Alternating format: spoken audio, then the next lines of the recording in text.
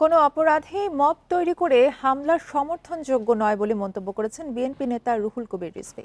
Mob সন্ত্রাস বন্ধের পাশাপাশি আইন শৃঙ্খলা নিয়ন্ত্রণে সরকারকে দ্রুত ব্যবস্থা নেওয়ার আহ্বান জানান তিনি। দেশে পরিকল্পিতভাবে মব তৈরি এবং বিশৃঙ্খলায় জড়িতদের চিহ্নিত করে ব্যবস্থা নেওয়ার দাবি বিএনপির আরেক নেতা আব্দুল আওয়াল মিন্টুর। রাজধানীতে আলাদা দুই কর্মসূচিতে এসব কথা বলেন তারা। রাজধানীর উত্তরায় রাষ্ট্র কাঠামো মেরামতে বিএনপির ৩১ দফার প্রচারপত্র বিতরণ করেন দলটির নেতাকর্মীরা। মঙ্গলবার সকালে কর্মসূচিতে অংশ নিয়ে মব সন্ত্রাসের বিরুদ্ধে কথা বলেন বিএনপির ভাইস চেয়ারম্যান আব্দুল আওয়াল মিন্টু। দেশে পরিকল্পিত মব তৈরির বিশৃঙ্খলা ঠেকাতে সরকারকে কঠোর হওয়ার আহ্বান জানান তিনি। জড়িতদের দ্রুত আইনের আওতায় আনার দাবিও তার। মব জাস্টিস কারা শুরু করছে আপনারা ভালো করে দেখেন। আমরা দাবি করি যারা এই মব জাস্টিসের সাথে জড়িত তাদের সবাইকে আইনের আওতায় আনা হোক।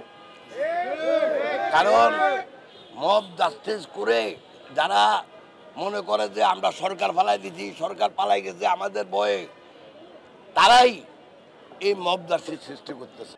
পরে দুপুরে জিয়া উদ্যানে মব সন্ত্রাস নিয়ে কথা বলেন বিএনপি নেতা রুহুল কবির রিজভীও। বলেন, গত ৩ নির্বাচনের দায়িত্ব পালন করা সব নির্বাচন কমিশনার ফ্যাসিবাদের অংশ। মবের মাধ্যমে নয়, আদালতে তাদের বিচার নিশ্চিত করতে হবে। যারা দাবি নির্বাচন করেছে, যারা বিরোধী দলের মনোনয়ন প্রত্যাশীকে সে মনোনয়ন জমা দিতে পারেনি, এর জন্য দায়ী এই ৩ নির্বাচন কমিশন। তাদের আইনসঙ্গতভাবে বিচার হোক। তাদের বিরুদ্ধে মামলা হয়েছে, সেই মামলা অনুযায়ী বিচার হোক।